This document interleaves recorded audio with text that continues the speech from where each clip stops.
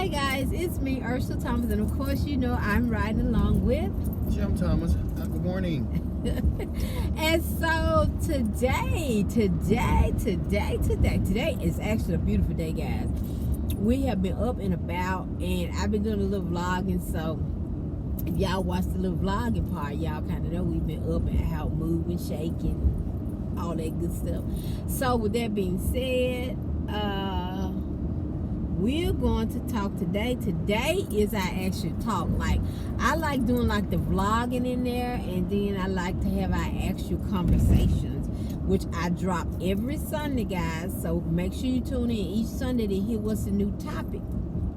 So today we want to talk about, first let me get the formalities out of the way. Of course, you know this channel is all about relationship, it's all about marriage, it's all about confident, exhorting, uplifting, but not just in marriages, but just in relationship. And we have relationship with all types of people, and so if we learn the base of just how to have a good relationship just in general, you can't help but to have a good relationship with your spouse, your sister, your brothers, your co-workers, your manager, whomsoever. So today we want to talk about, guys, just reaching out. Y'all get it? Y'all get it? Maintaining. Yes. Appreciating. Always. Now reaching out. Okay. So we want to talk about, I guess I could take. Could I say this? Could I even say this? Could I ask a question? Yes. Who have you reached out to lately? Come on in here. Who have you reached out to lately? Come on in here, man of God. In the area of helping someone to become better. Ooh. Helping someone to see clear. Ooh. Helping someone to hear clear. Ooh. Or just helping someone to just be better, be a better person. Not making it all about you. No, just reaching out. When the last time you really just reached out to someone that you know that was hurting, that didn't care for you, and you didn't care for them? But you were so tied up into what you had going on that you refused to. I ain't got time to help nobody else. I'm trying to deal with what's going on with me. But not knowing that your healing and your deliverance and your peace was incorporated in reaching out to somebody else. And when you reached out to that person and you did that thing afraid, healing came into you. A better understanding of who you are, who you want to become, came into you. Oftentimes, it's difficult to reach out to people that have hurt us, who have lied on us, have cheated. I mean, even relationships who have cheated on us, even in the marriage sector, even in the singer sector.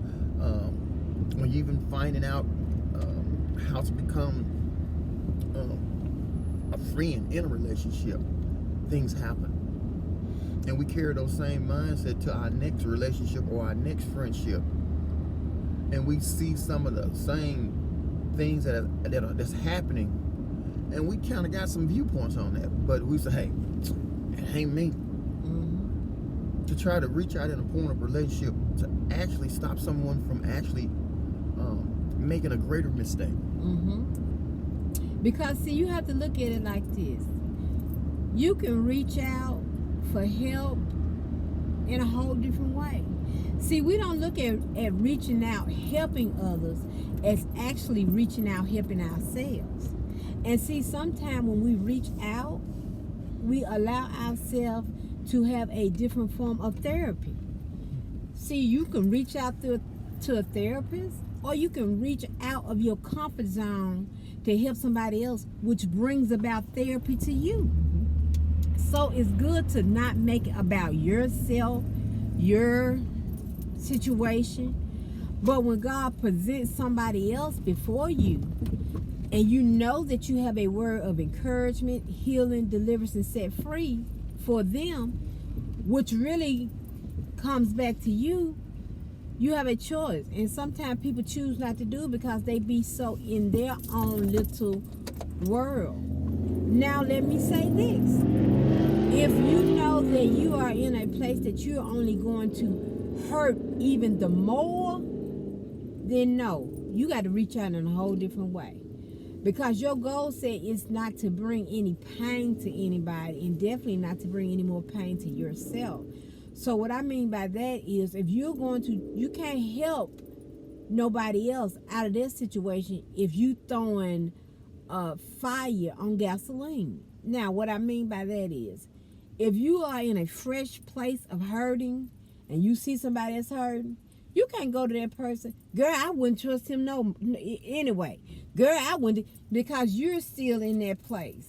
But if you go to that person and say, you know what? God said we have to forgive. And let me tell you about this, how I hate to choose to forgive. See, now you're reaching out in a whole different way, and you're bringing healing. And then guess what you're doing? You're even encouraging that healing within yourself, because why? Faith comes by hearing. And now you are hearing yourself say this again. So it's dropping back down in your spirit. So now it's re-blessing you, to even encouraging you to, yeah, let me stay right here with this healing. So make sure that you're not in a position that you're going to bring more damage. You know what I'm saying? Yes. Than peace. Yeah. See, me personally, and I have to be honest, I always say I have to be honest on me.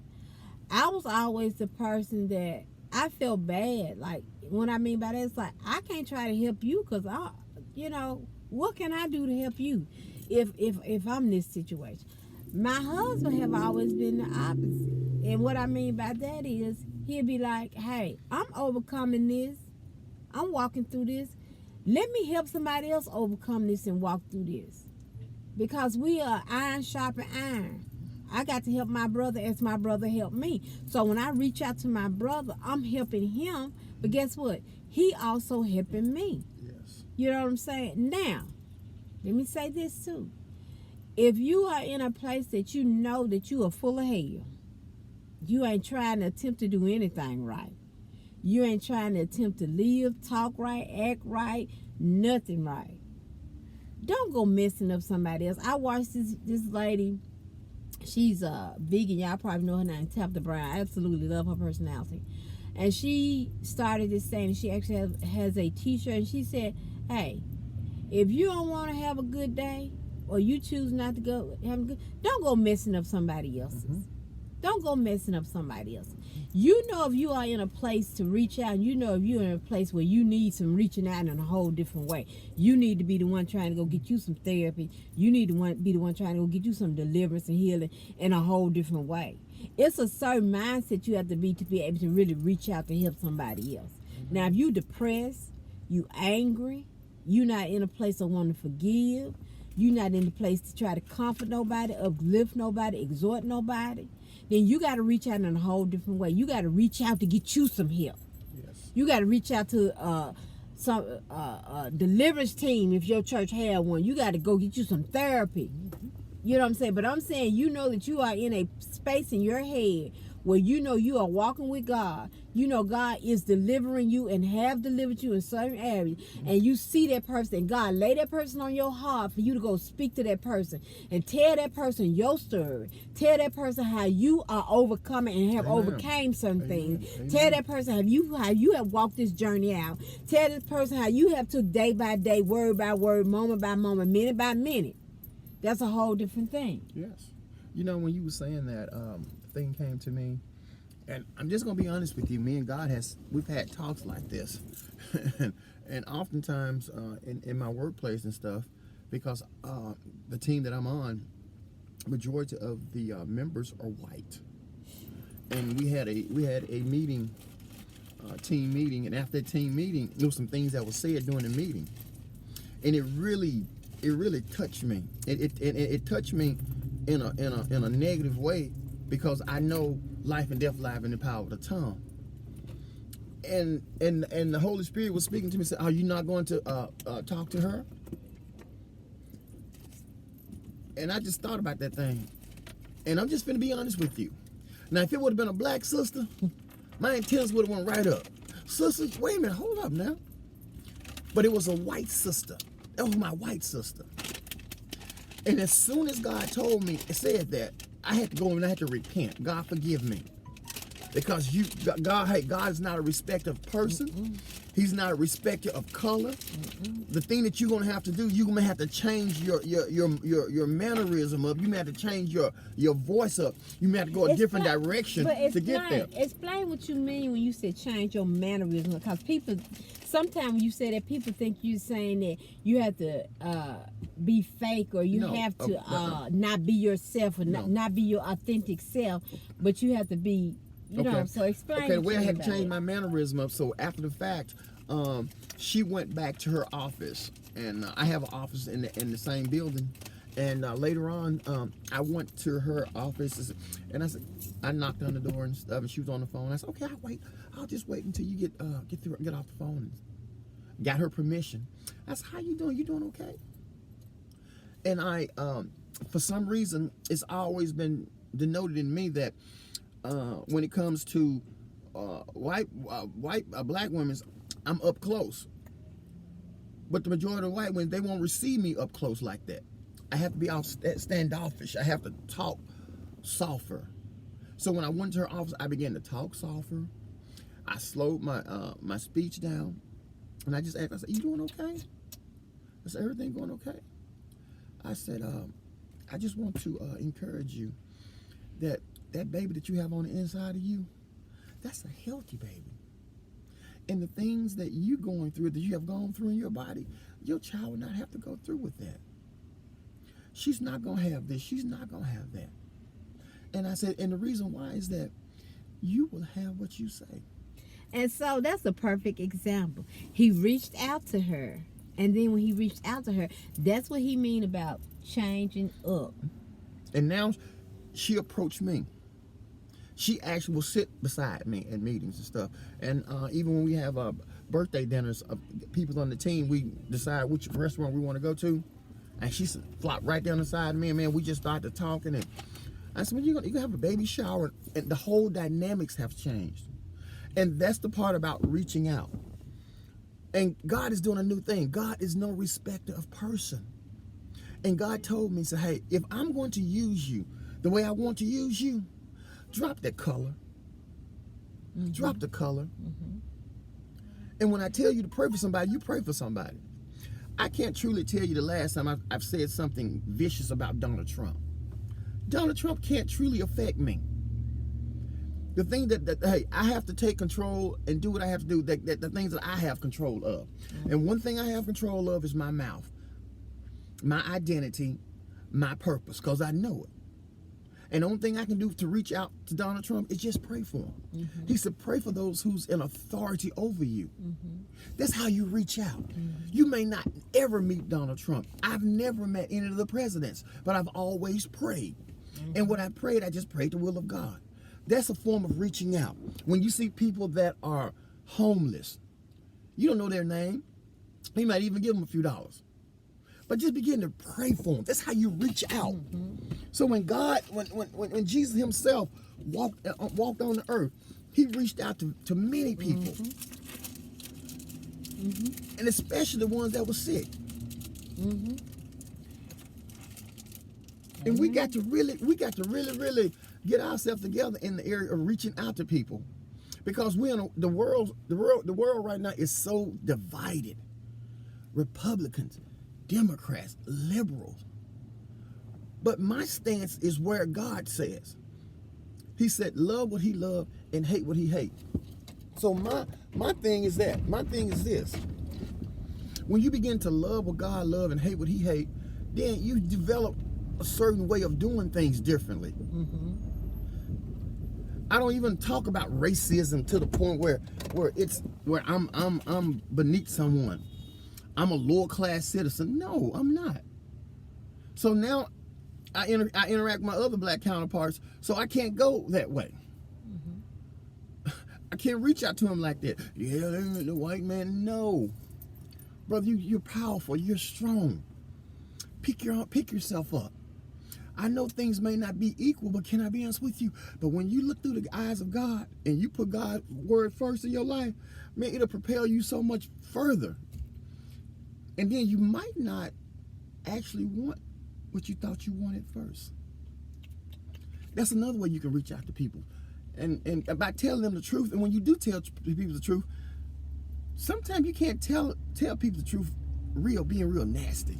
You can. I see some people tell folks stuff, and yeah, they be telling the truth, but they be so nasty with it, so disrespectful. You gonna do this, and I'm the boss. You all of that.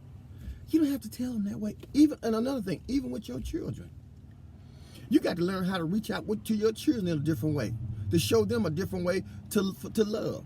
That's true. Because they may be struggling in loving themselves. That's true. So if they struggling in loving themselves, where did it come from? Mm-hmm.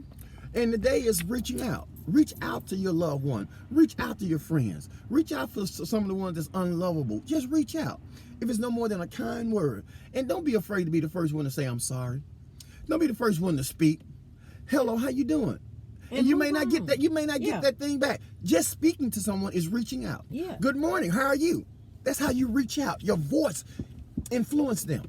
And just move on. I think a lot of times, especially if it's somebody we feel like we have a, I'll say, disagreement with. We don't want to speak, and then if we do, we'll sit and wait. Hey, how you doing? And we were waiting for a response, and then if we don't get the proper, you see how I spoke her. You see how she spoke back to me. Don't even wait for it, because it's really not about that other person. You're trying to do what you need to do to enhance your walk with God. So you might just say, hey, good morning, how you doing? And keep it moving. Don't wait for a response. Don't just keep it moving. Mm-hmm. And so really the basis of this is we're saying that in reaching out, when you reach out and grab a hold to God, you know what, I always got to go back to God and pull God's word to you.